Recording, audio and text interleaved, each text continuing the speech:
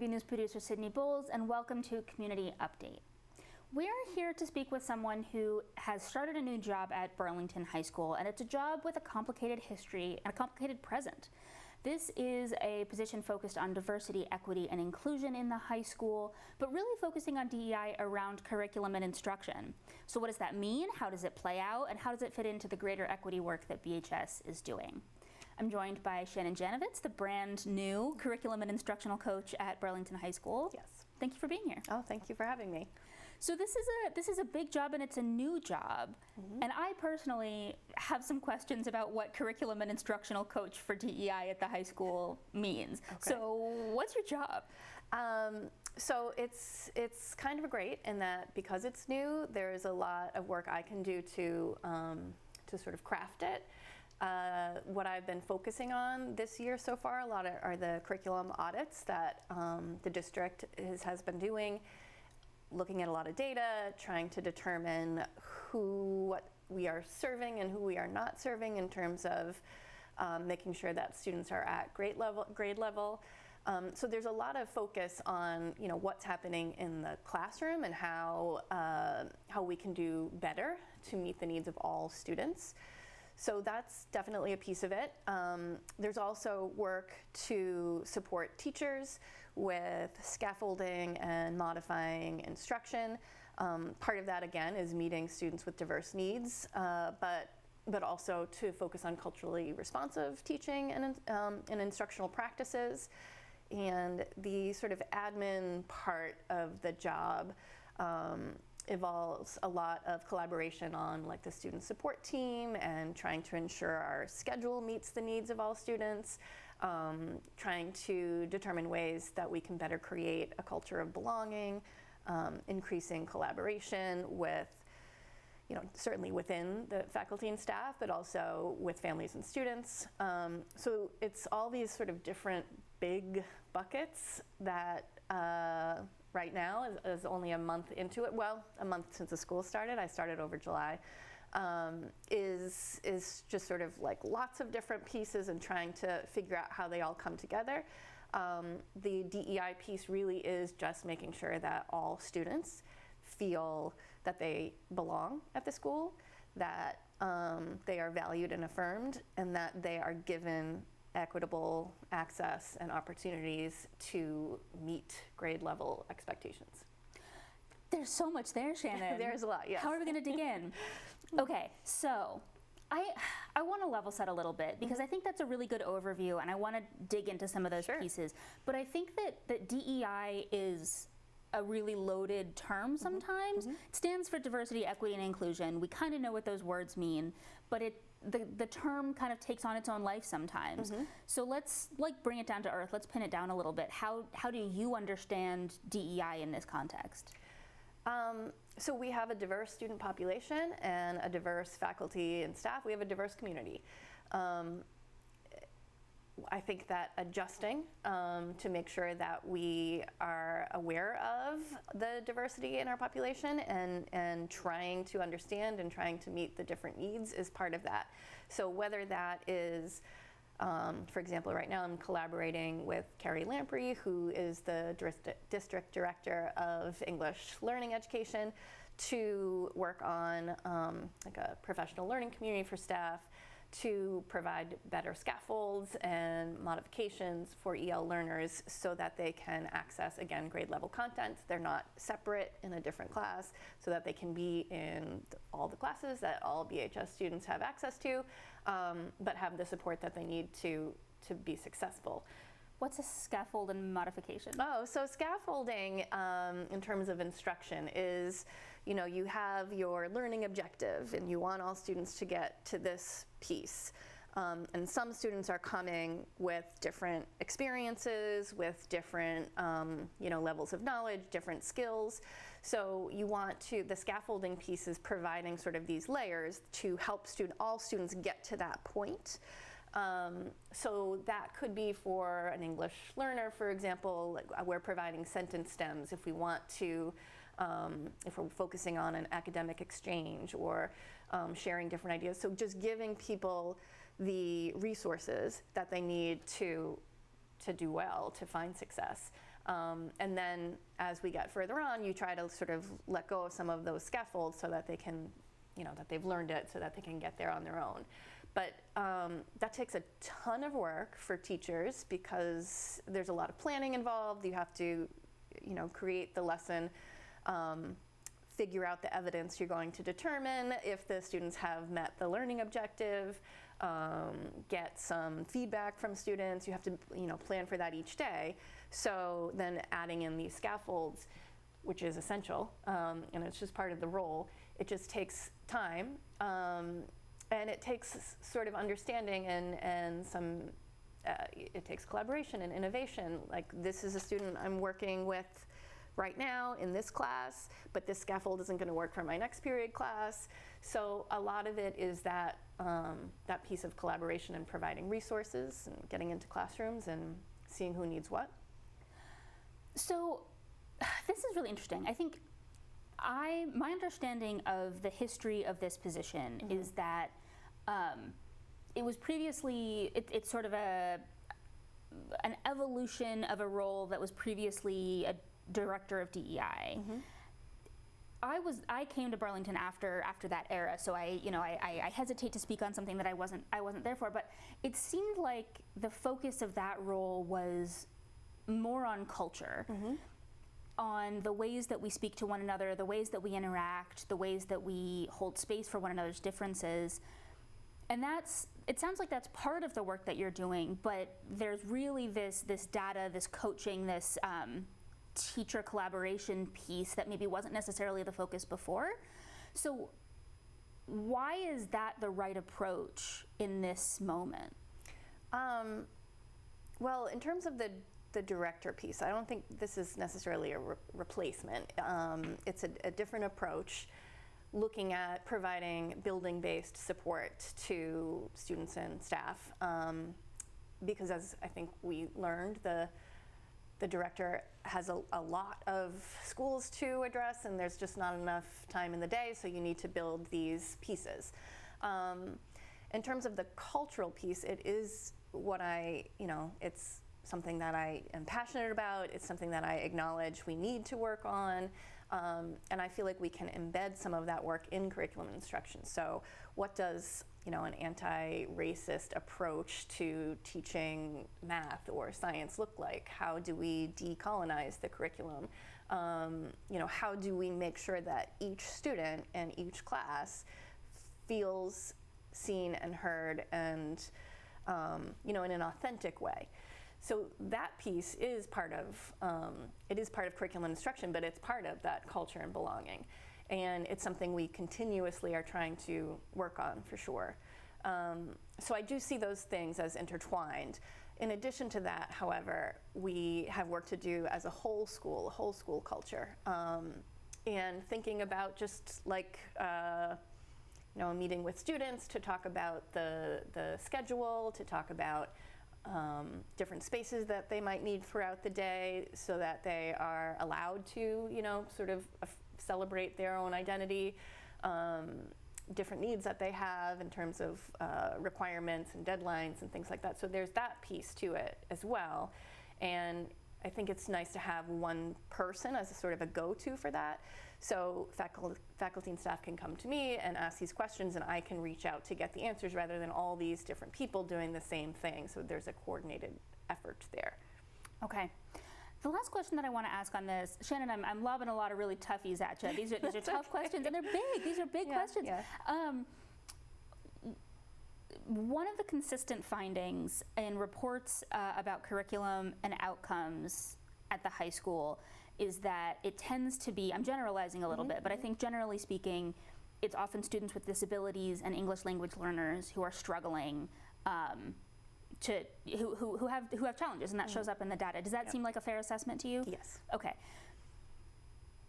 That's a big challenge. I imagine part of your work is figuring out ways to address that without losing sight of other groups. So how do you balance that?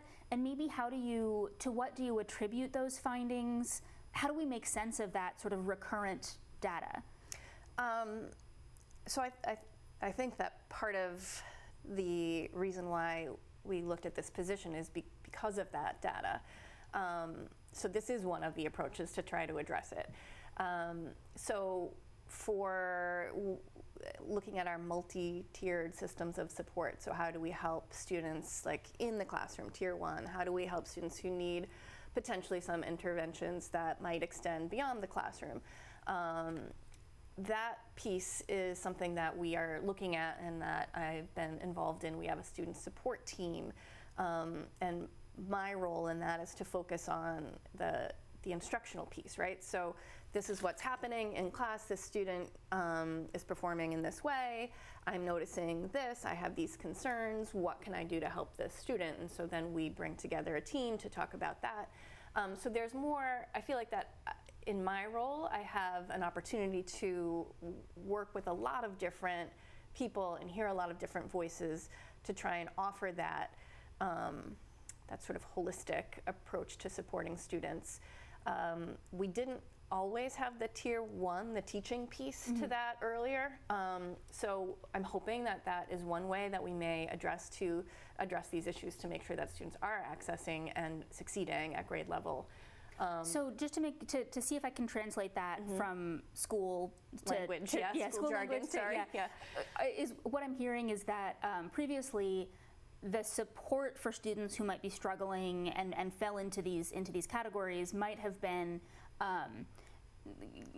coaching outside of the classroom or other sort of tier 2 and tier 3 supports, which I understand to mean small groups or individual support, but that wouldn't necessarily be happening sort of in an embedded way in the classroom. Is that kind of right? That was a lot of that made up a lot of the approach. It's not that we ignored the classroom piece, but one of my goals this year is to make sure that teachers are getting the support they need to support those students. In the classroom, while teaching is happening. Right, exactly. So and we have great teachers. We have phenomenal teachers, but teaching is changing, education is changing, students are changing, expectations are changing, and everybody needs support as we move forward. So I'm here to research that. I'm here to create resources, to collaborate on coming up with instructional strategies or implementing them or co-teaching for a little bit to make sure that what we are putting together is having some kind of impact. So there's a little bit of an accountability piece on my end, so that if we're saying this is what the student needs, let's do this, let's try it. I am looking at my role as following up. How is this impacting the student? Are we seeing success? Do we need to try something different? So that's a lot of the instructional piece. The curriculum piece too is I'm sure you're all aware of the curriculum audits that we've been going through, and that's a lot of work. So the vertical alignment, working with teachers across the district to make sure that we understand what grade level expectations are and ensuring that they get there starting from pre-K through 12, and all of that connects to anti-racist practices, culturally responsive practices, inclusive practices, and making sure that we're not focusing on one group over another, that truly all students see themselves in the curriculum. That's what we're hoping to do. Can we talk about you for a minute? Sure. Okay. So you have a long history with BHS. You are not new to this district. So talk about your history a little bit. How did you come to be the person for this job?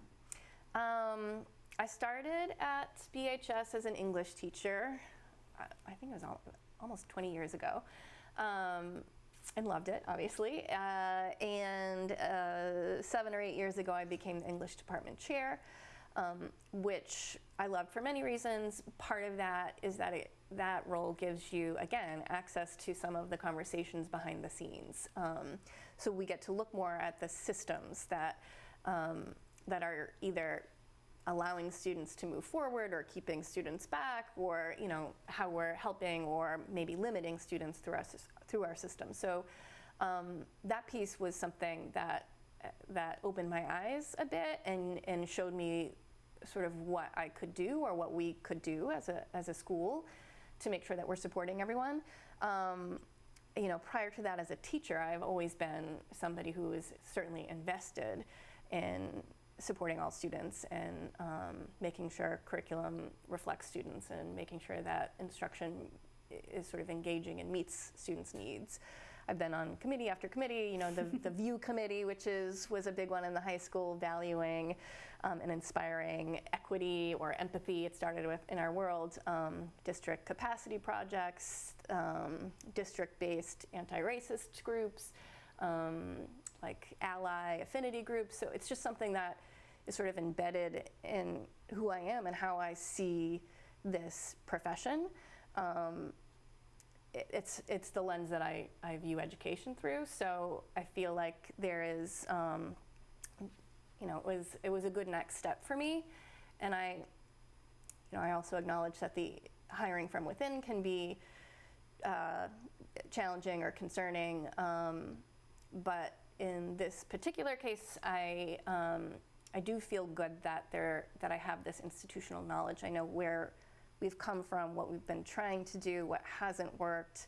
So I am excited about sort of that piece and not having to spend 2 years getting to know people, getting to know the system, if that makes any sense. Yeah, Okay. absolutely. You were a leader on the We Are America project. Oh, yes, I love it. You spoke with my previous colleague, John Villas, a couple of years ago about this, and it was beautiful. I think that was a beautiful story. Can you talk a little bit about that project? Sure. So this is something, again, it's just sort of something, because I view all of these types of projects as just inherent in teaching. It's a project that started with Lowell High School, and it's become this national sort of writing project where you talk with students about the American identity and how, you know, that's different for different people, and but also the same, what we share and what we value. So it's essentially an essay collection where students write personal narratives that demonstrate who they are, what they're proud of, what challenges sometimes they may have faced. And the idea is to bring it all together as like this is the American identity. We are all coming from these different experiences, but we're all here together. And that process was wonderful, because not only did it give students this opportunity to really think about and reflect on a diversity as well as unity, and their own identities. They had lots of conversations with others about their experiences. We are doing another edition of the We Are America project, which I'm super excited about. That's very exciting. Students drafted last year. We're hoping to publish the second edition in November. Wow. Yeah, but the goal again is to make sure that, you know, students have very different beliefs, different philosophies, different social and political views, different experiences, and yet they all share this experience at BHS and here in this country. And so we want to make sure that there's sort of recognition of diversity and unity. I could just keep going on this for forever and ever. I think this is fascinating, but I think we'll wrap it up. The last thing I'll ask is, you know, I just want to give you a chance to speak to any parents who might be listening who maybe haven't spoken to you. I mean, this has been something that's been kind of a hot topic in the district for a couple of years now. Yeah. So do you have any sort of closing or maybe even opening message to families who have been watching this and anxious to see what the next step is? Well, first of all, I would like to hear from families. I am very eager to collaborate with families and community members to ensure that we are meeting their needs and their students' needs. I welcome, you know, opportunities for feedback on curriculum and instruction, on how we're building a culture of belonging. I know we have work to do, and I would like to start putting some systems in place for sort of a family or community advisory board for me to work with them and to get their ideas. But for the most part, I just want to share that I am very, you know, dedicated and invested in this. I love the students at BHS. BHS has been my home for 20 years. I am very grateful for this opportunity, and I definitely want to make the most of it. It is essential, I think, that the role is successful. And so whatever I can do and whatever you need from me, to make that a success for you, I'm here. Shannon Janovitz, instructional coach, Curriculum and instructional coach. Curriculum and instructional coach Yes. at Burlington High Yeah. School. Thank you very much for being here. Thank you for having me. I appreciate it. All right, I'm Sydney Bowles. This has been your Community Update. Thanks for watching.